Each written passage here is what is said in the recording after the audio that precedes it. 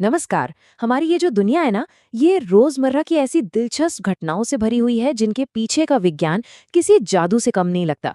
तो चलिए आज इसी जादू की पड़ताल करते हैं। अच्छा, चलिए कुछ आसान से लेकिन हैरान करने वाले सवालों से शुरू करते हैं। पहला सवाल, कभी सोचा है कि बारिश के बाद सड़क पर जो पानी जमा हो जाता है, वो आखिर कहाँ चला जाता है? हवा में गायब हो जाता है ना?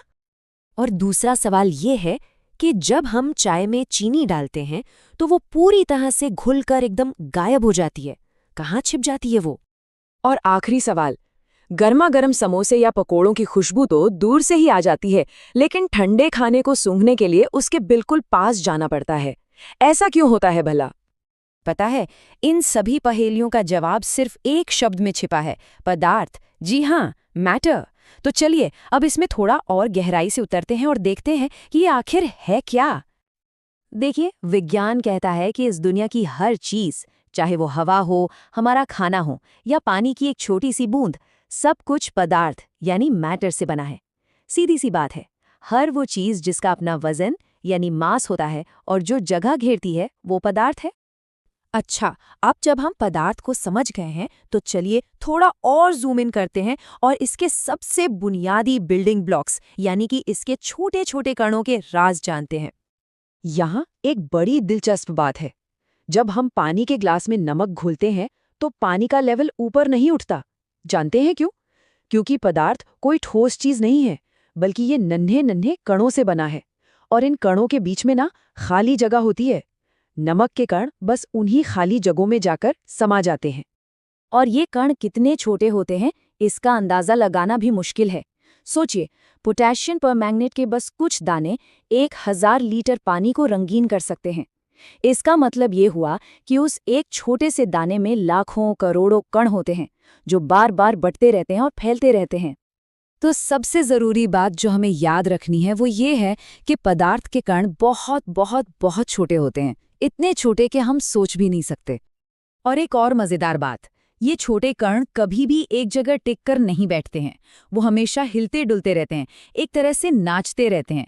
उनकी इसी लगातार हलचल को विज्ञान की भाषा में काइनेटिक एनर्जी या गतिज ऊर्जा कहते हैं। और जब अलग अलग चीजों के ये नाचते हुए कण आपस में घुल मिल जाते हैं तो उसे विसरण यानी डिफ्यूजन कहते हैं। याद है वो गर्मा गर्म खाने वाला सवाल? जवाब यही है। ज्यादा तापमान का मतलब है कणों में ज्यादा काइनेटिक एनर्जी। वो ज्यादा तेजी से नाचते हैं और हवा में फैलकर हमारी नाक तक पहुंच जाते हैं। तो अब जब हम इन नन्हे कणों के बारे में जान गए हैं तो चलिए देखते हैं कि इनका अलग अलग बर्ताव कैसे पदार्थ को 3 अलग अलग रूप देता है: ठोस, द्रव और गैस। देखिए, ठोस चीजों में कण एक दूसरे से कसकर बंधे होते हैं, एक तय पैटर्न में। द्रव में वो थोड़े ढीले होते हैं, एक दूसरे पर फिसल सकते हैं, तभी तो पानी बहता है। और गैस में तो पूछिए ही मत, वो बिल्कुल आजाद पंछी की तरह कहीं भी घूमते हैं। बस यही छोटा सा फर्क उनके आकार और दबने की क्षमता को तय करता है। लेकिन पदार्थ हमेशा एक ही रूप में नहीं रहता, ये बदल सकता है। और इसके बदलने का ये जो तरीका है ना, वो बहुत दिलचस्प है।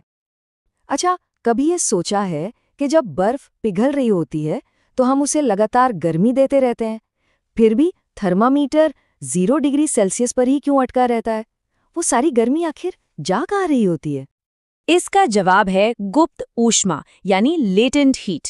ये वो छिपी हुई एनर्जी है जो तापमान बढ़ाने के बजाय कणों के बीच के बंधन को तोड़ने में खर्च हो जाती है।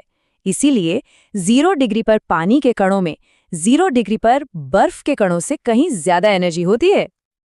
और कुछ पदार्थ तो और भी कमाल के होते हैं, जैसे कपूर या ड्राई आइस। ये ठोस से सीधे गैस बन जाते हैं, बीच में द्रव वाली स्टेज आती ही नहीं।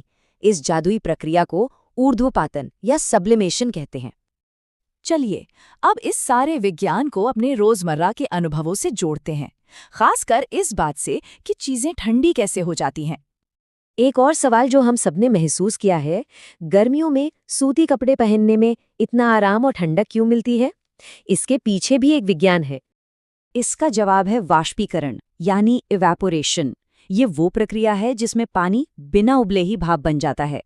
होता यह है कि सतह पर जो सबसे ज्यादा एनर्जी वाले कण होते हैं वो उड़ जाते हैं, और जब वो जाते हैं तो अपने साथ गर्मी भी ले जाते हैं, जिससे पीछे की सतह ठंडी हो जाती है। तो होता ये है कि जब हमें गर्मी लगती है तो पसीना आता है।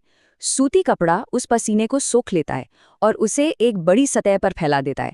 इससे वाष्पीकरण तेजी से होता है और ये वाष्पीकरण हमारे शरीर से गर्मी खींच लेता है, जिससे हमें ठंडक का एहसास होता है। सिंपल। तो अगली बार जब कोई चाय में चीनी घोले या सड़क का पानी भाप बनकर उड़े, तो याद रखिएगा, ये कोई जादू नहीं है। ये हमारे चारों ओर हर पल हो रहा पदार्थ का एक अदृश्य लेकिन बहुत ही खूबसूरत नृत्य है।